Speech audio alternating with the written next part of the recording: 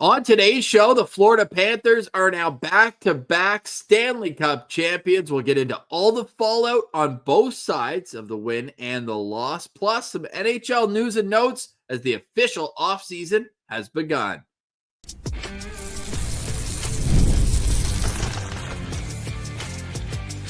You're Locked On NHL, your daily podcast on the National Hockey League. Part of the Locked On Podcast Network, your team every day. Hello and welcome inside this Wednesday, June 18th edition of the Locked On NHL podcast. I'm Ross Levitan. You can find me 5 days a week over at Locked On Ottawa Senators. Alongside me is Mike DiStefano from Locked On Maple Leafs, and the Atlantic Division is champion in the NHL. Today's episode is brought to you by FanDuel. Make every moment more over with our friends at FanDuel. New customers can get $200 in bonus bets if your first $5 bet wins. Head to FanDuel to get started. And Mikey, just because the action is over doesn't mean that on FanDuel you're just looking at some next season futures already. I was taking a peek, seeing who were the trophy winner odds there, or Stanley Cup odds too. And you would think that the Florida Panthers would be top dogs, right? They just won. They've gone to 3 straight finals. They've won back-to-back cups. You would think they'd be the betting favorite to win the 25-26 Stanley Cup. But no, Ross, no, it is not. It is the Carolina Hurricanes at plus 700 somehow favored to win the cup, even though they've won one Eastern Conference final in their last 22 attempts or something like that. It's kind of wild. Game. Yeah, it's kind of wild that they're somehow the betting favorites right now to win the cup next season. I don't know why. To me, the Panthers should be the favorites. They are the best team in hockey. They've been the best team in hockey. And do you agree with Matt Tkachuk, Ross? Are they a dynasty? I don't know if I go so far as to say dynasty. If they win one more, then yes. I would even give them a 2-way window to do one more, because he even referenced in the dynasty talk getting to the finals. I don't think that's dynasty talk if you have to say, hey, we got there and lost. I don't know. I think still going to 3 straight cup finals in this era is just so difficult to do. I really think it is. And I get it. Technically the Lightning did just that right before, but we all talked about the Lightning being a dynasty, right? At that point, holy crap, this team is so good. This is a dynasty. And then they haven't made the Stanley Cup final since. Why? Because Florida has gone to 3 straight. I think we can at least say that this is the start of a dynasty. They've now entered the conversation. I think if they, bow out in the first round and 2 of the next 3 years, then probably not. It was just a really good stretch. But I think at this point, you can at least say that it's a start of a dynasty. So since the Stanley Cup has now been in Florida in 4 of the last 5 years? Yeah, I guess. Yeah, technically. Vegas being the only exception to that in 2023. But do you give the team that goes to 3 straight Stanley Cup over the last 6 years, I think. 6, yes, Colorado. Thanks, of course. Colorado got the win too. That said, if a team goes to 3 straight finals, wins the first 2, and then loses the third, does that change how you look at them dynasty-wise versus a team that goes to 3 straight, loses the first, and then wins the next 2? No, I think it's pretty well the same. I guess the you only bring up the conversation when they win, I suppose. So it's easier to talk about them as a dynasty coming off of a win as opposed to coming off of a loss. So I guess it's a little different, but I still think 3 straight trips to a cup final, you win 2 of them. That's pretty darn good no matter how you slice it. Yeah, it is. And you want to hear what's pretty good? Sam Bennett's bank account after this one. The Conn Smythe Trophy winner, Sam Bennett, had a playoff to remember with 15 goals in 23 games, 48 penalty minutes as well. A little classic Sam Bennett in the mix there. 11 of his 15 goals were at even strength. And I want to say almost all of his goals were scored on the road as well. 12. I think it was 12. 12 of them scored on the road.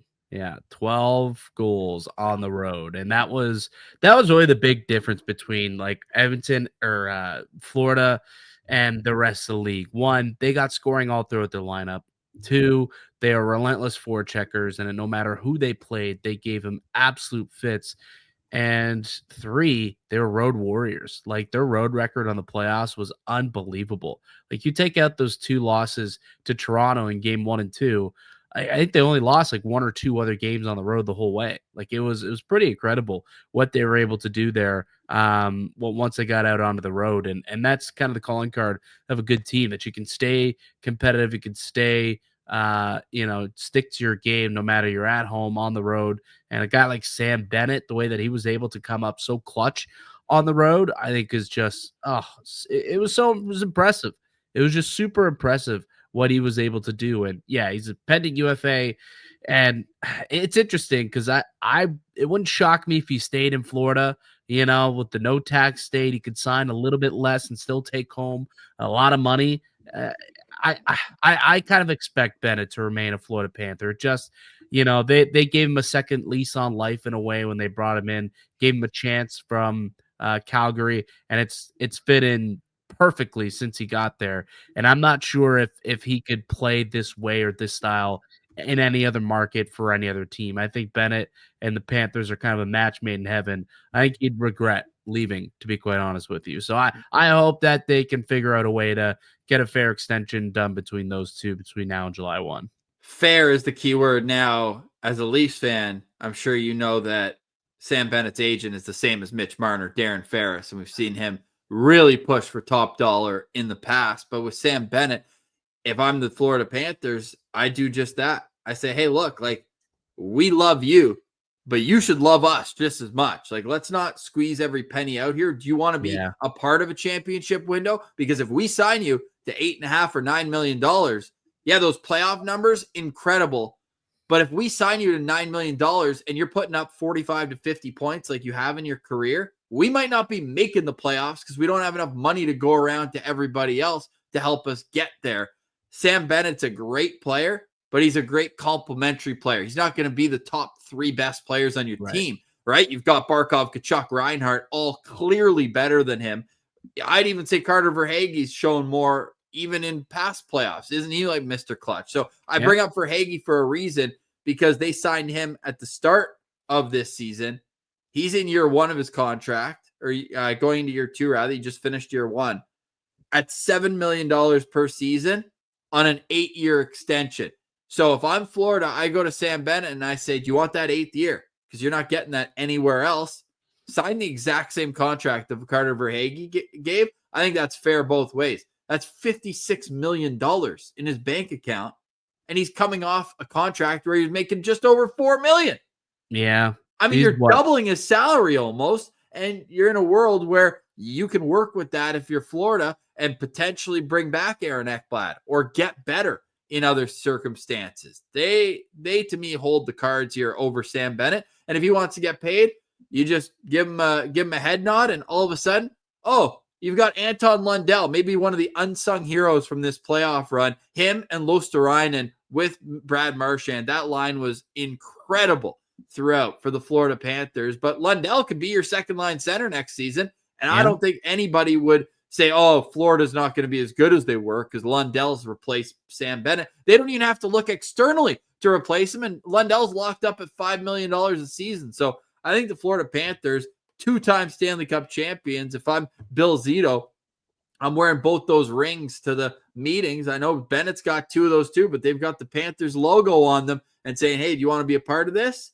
Because we want you, but we're not going to go outrageous and match what you could get. And if you want to chase the money, so be it. But this is the final offer to stay here. And if you want it, we'd love to have you. Yeah, and just really quickly though, like again, this is where we've had this conversation. It comes up a lot. The difference between the no tax states, right, where they don't pay any income tax. Like, let's say there was an offer out there for Toronto, and they wanted to pay him $10 million a season, right? Yeah. Like Florida technically, if Florida were to pay him, like match that, let's say, there's $1.6 million more in take-home money by playing in Florida as opposed to the Maple Leafs. So in order for, Bennett to make the most money or make more money, Toronto's going to have to pay more. But realistically, what could happen is if he's looking to take home, let's say, so for Toronto, if he signed at 10 million, he pays 5.3 in taxes. So his take home is about 4.7 would be his take home pay. If that's his goal, right? For his take home to be about 4.7 or as close to 5 million as possible. I mean, you could do that by signing like an $8 million deal in Florida, as opposed to signing a $10 million deal in Toronto. You pretty much take home the exact same amount of money or something similar to it, maybe 8.5 annually compared to 10 million in Toronto. Like it's that drastic of a difference between the taxes you're going to pay in Florida compared to Toronto, because in Toronto you're paying in Ontario taxes. It's a 52.9% tax rate, whereas in Florida it's 36.48. Like we know the numbers, but it's that different of a contract. Like in Florida, again, I'm not a tax guy though. I don't think that's the big reason. I honestly don't. No, I but think if you're a fan of another team, you should be more pissed that Aaron Ekblad's suspension this year was conveniently exactly 18 games left in the season, 20 game suspension, and then they use that money to bring in Brad Marchand. Like that to me is a bigger sure, tinfoil hat moment. I think that it does matter because it's not everyone's playing on the same playing field. Like I said, Florida could sign a guy to $8.5 million. Toronto would have to use $10 million of their cap to get the guy at the same price. But then they both have the same it's just ceiling. a can of worms. But in Canada, you're getting paid. Yeah, it is, because you're getting paid in US dollars in Canada. So you're making 30 cents on every dollar. Yeah, but it doesn't matter. It's all about the cap, though. That's what it is. Everyone's allotted $82.5 million of cap, so it doesn't matter about what you're being paid. It's about what the team can do. Well, you're saying that $8 million here is $10 million there because of the taxes you're paying, but you can use the money that you save on every dollar on taxes. You just need a good financial advisor, and they're all very well off. Well, this is true. But anyways, point being is I expect him to remain in Florida at the end of the day. They'll figure it out. My bigger issue is that the Ottawa Senators practice at a 4-pad community hockey rink near the Senators rink. They literally get dressed in the locker room at the CTC and then get in their car and drive like they're in Timbits with their full gear on.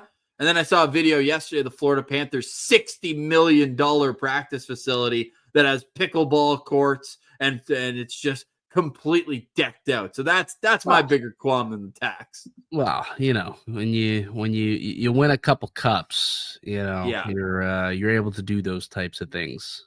Yeah, we finally got a real owner that is willing to spend, so maybe we'll get that. I heard they're trying to get one in the new arena. If that ever happens, we will see. But the Florida Panthers, they might need a new arena to get all their new fans in there. Holy smokes. Videos are coming out this morning at the Elbow Room. Everybody's getting in the mix. I want to give a special shout out, though, to Nate Schmidt. First guy in the Stanley Cup handoff line from Sasha Barkov. This guy has had a heck of a career, and it went all the way downhill a couple of times where he was left unprotected in the expansion draft, goes to Vegas, makes it to the Cup final in year one. And the team that just let him go beat him in 2018. Then he was on a Vancouver Canucks team that had some nice moments, couldn't get over the hump, goes to Winnipeg, has a great regular seasons, teams that very much underperformed in the playoffs. So what does he do?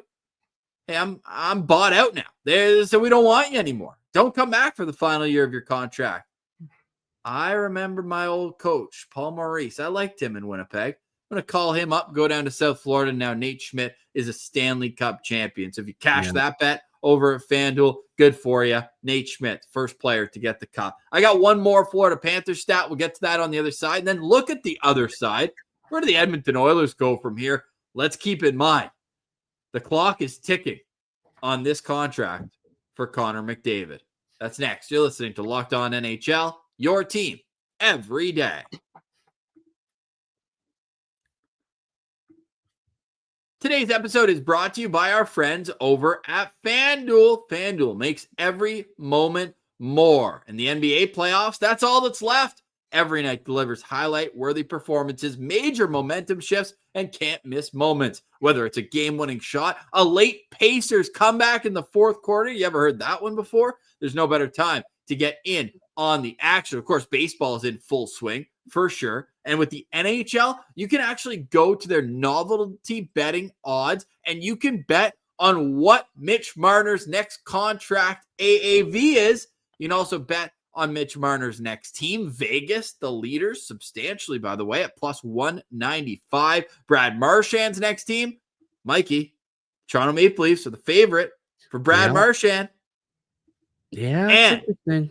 You got the 2025 Hockey Hall of Fame, Duncan Keith, Zdeno Chara, Joe Thornton, Carey Price, Ryan Getzlaf. Is this the year for Alexander McGillney? Plus 1,500 for Jason Spezza. That ain't happening. Where's Keith Tkachuk on this list? Maybe he just said, nah, I'm good. I'm just going to party with the cup. Keith Tkachuk, by the way, should be in the Hockey Hall of Fame in the builders category at this point with what Matthew's doing and what we've seen from Brady as well. But FanDuel is the place to go. If you're new to FanDuel, it's a perfect time to sign up. Head to FanDuel.com and place your first $5 bet. If it wins, you'll get $200 in bonus bets. Make every moment more with FanDuel, an official sports betting partner of the NBA.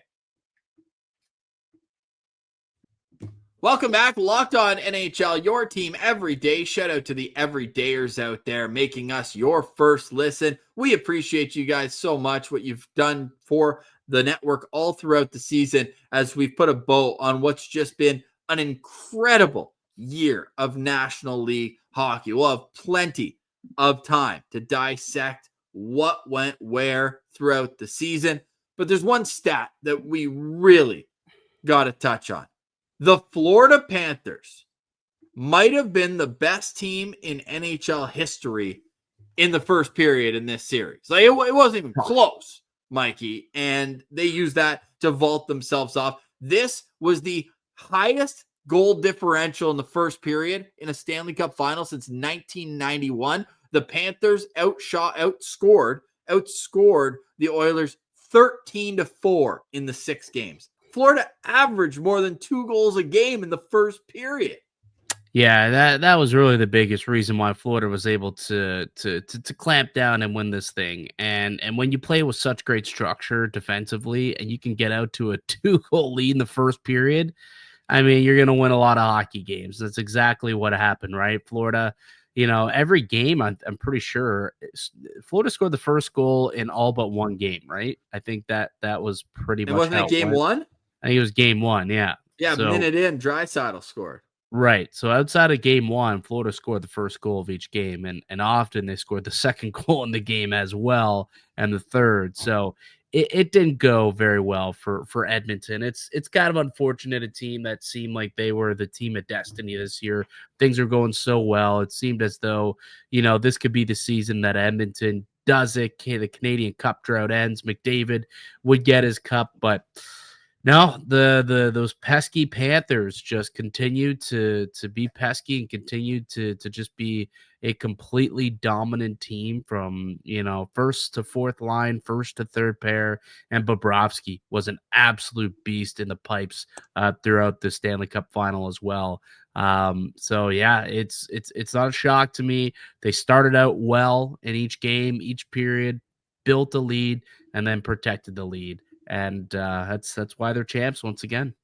That's why they're champs once again. The power plays were 5-1 for Florida in the first period of the Stanley Cup finals. They did get a lot of momentum from that. Yeah. But when you look at the bottom line, in 6 games in this series, Mikey, the Oilers led for 33 minutes. Yeah. And with all those overtimes, the Florida Panthers by far deserving the Stanley Cup again this season. Before we get to the Edmonton Oilers, Mikey, if you had Conn Smythe vote, because they do a ballot first, second, and third, what would your first, second, and third place Conn Smythe votes go to?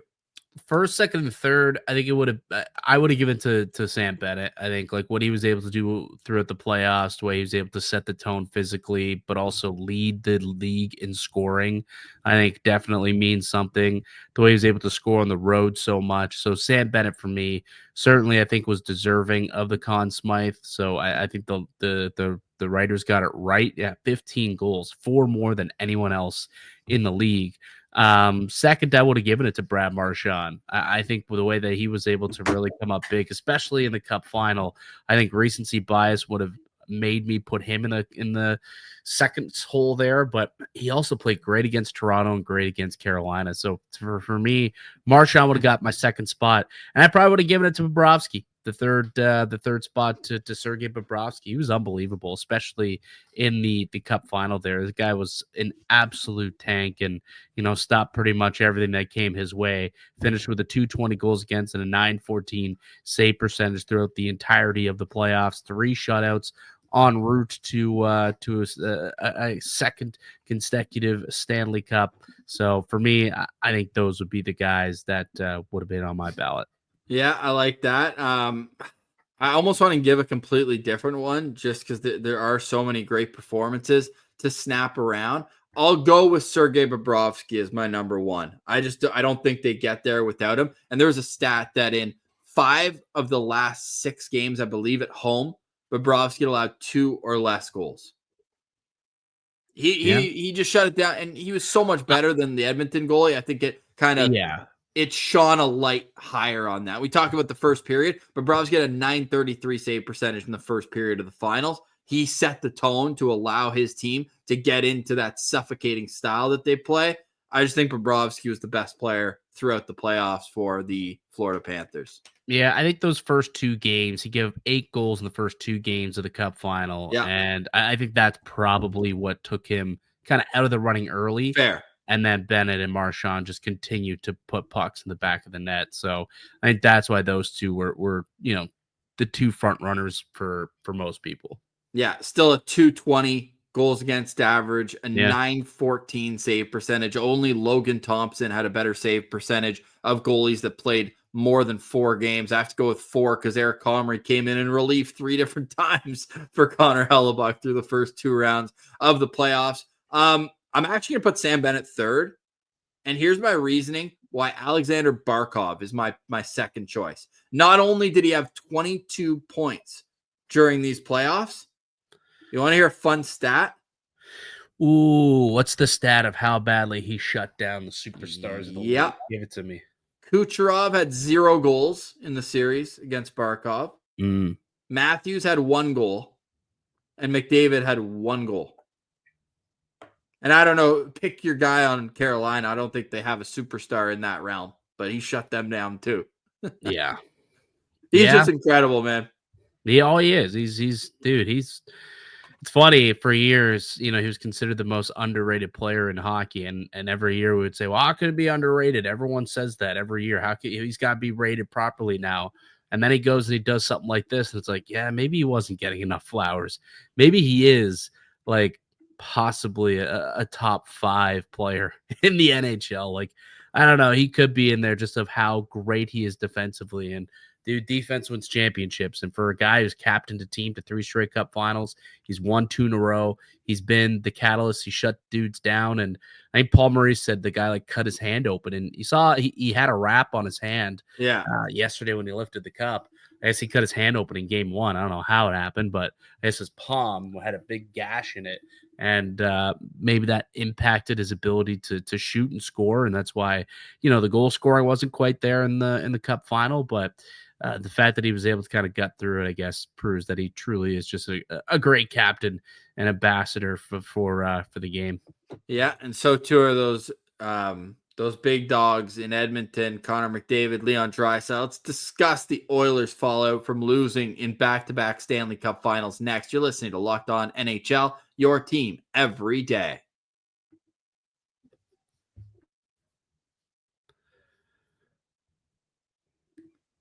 Welcome back, Locked On NHL, your team every day on the heels of the Florida Panthers winning the Stanley Cup for the 2nd straight year. Go check out Locked On Florida Panthers with our guy, Armando Velez, who is boots on the ground, covering what has to be the most thrilling of moments in the National Hockey League, the Stanley Cup party, the 24 hours that follow. Well, 48 hours after Stanley Cup, the buyout window opens. We'll discuss that later on in the week here on Locked On NHL as we hand it over to the other great hosts here that join us on the network. But Mikey, I almost almost considered Leon Draisaitl for my third place Conn Smythe vote. I didn't go that direction. Didn't do, let's say, enough in the finals. And I say that kind of because he still had a great final. He set the Stanley Cup playoff record with his fourth overtime winner earlier on in this series. That means that he passed Mel Hill, Rocket Richard, Corey Perry, and Matthew Tkachuk for most overtime goals in a single playoff. But he and McDavid, who again tied for the playoff scoring lead, 10 points clear of everybody else, they still couldn't get it done. Where do the Edmonton Oilers go from here? Yeah, it's interesting. And obviously there's a big looming question surrounding the Oilers. Is McDavid coming back? Because he's due for an extension that could start negotiations on July 1st. And I would imagine that the Edmonton Oilers do not want to go into next season with McDavid as a pending UFA. So first order of business has to be getting that sorted out on July 1. No matter what else they need to figure out next season, getting McDavid locked and loaded for another, whatever it is, 5 to 8 years is a must for this team if they want to stay in this cup contention window. The thing is, though, you look at their squad, like they're not losing a whole lot. Like pretty much the only guy of any substance that they're losing is Corey Perry, who's 40, who might come back. He said he wants to play another year. Does he come back with the Edmonton Oilers? Possibly. And maybe you could throw in Connor Brown as another possibility there, as a guy who, like, you know, played a role for this team, a good depth role for the Oilers. But outside of that, they've got everyone signed. Evan Bouchard is an RFA, so they got to get him signed for sure. But everyone else is signed and ready to go to possibly repeat for a third straight year as Western Conference champions. And I think that's what their focus is going to be. Now, when you look at what happened and what went wrong in these playoffs, why they ultimately are not celebrating a Stanley Cup championship today, or why they weren't able to force a Game 7 tomorrow night, to me, it's because goaltending. And that was something that going into the year, going into the trade deadline, going into the playoffs, was always a question mark. And sure, there were some highs for these goaltenders. Stu Skinner put on a great performance through the second and third rounds. You obviously had the other goalie there, Calvin Pickard, stand on his head in that series against LA before getting hurt in Vegas. So he did his part, and then, obviously didn't work out well in Game 5. They need to figure out the goaltending position and get a goalie who can stop some pucks in there. That to me, they've gone 2 straight playoffs with Stuart Skinner as their guy, and he's failed come the big moments in the postseason, in the Stanley Cup final specifically. To me, that should be number 2 on the priority list. Number 1, get McDavid signed. As long as you have McDavid on your squad, you are still a cup contender. But then if you want to go from cup contender to cup champions, or give yourself the best shot, got to get better in net. And that to me is ultimately what they're going to have to do this summer.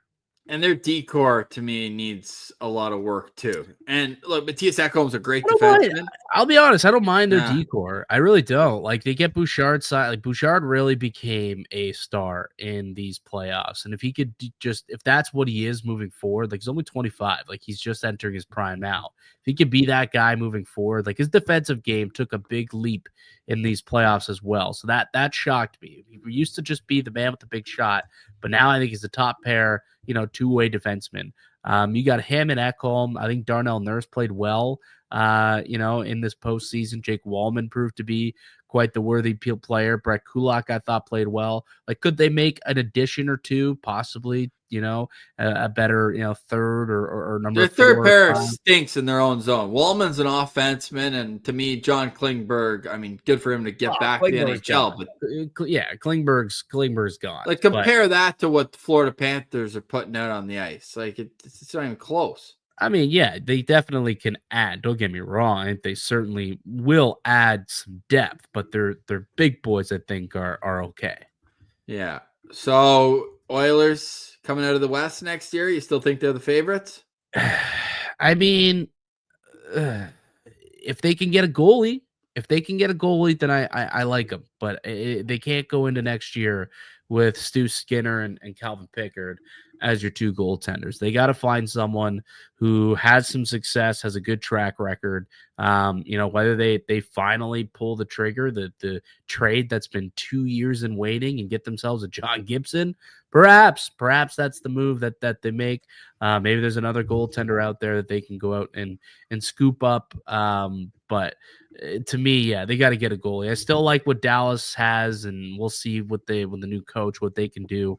I obviously like Vegas, and if they end up with Mitch Marner, who again FanDuel has them as the best odds to land him. Colorado's always going to be a strong team.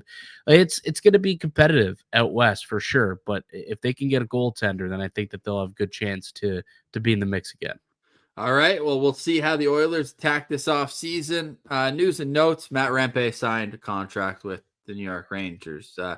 We'll see how he develops. I feel like he got a lot of spotlight on him for maybe a little too early in his career for just being 6'7" and running around, getting a few suspensions. But now we can afford them after signing a new contract. For more on that, go check out our guy, John Chick, over at Locked On Rangers. That's it for us today. That's Mike DiStefano. I'm Ross Levitan. Congratulations again to the Florida Panthers and all their fans getting to see the Cup down in Southeast Florida for the second consecutive season. This has been another edition of the Locked On NHL podcast, your team every day.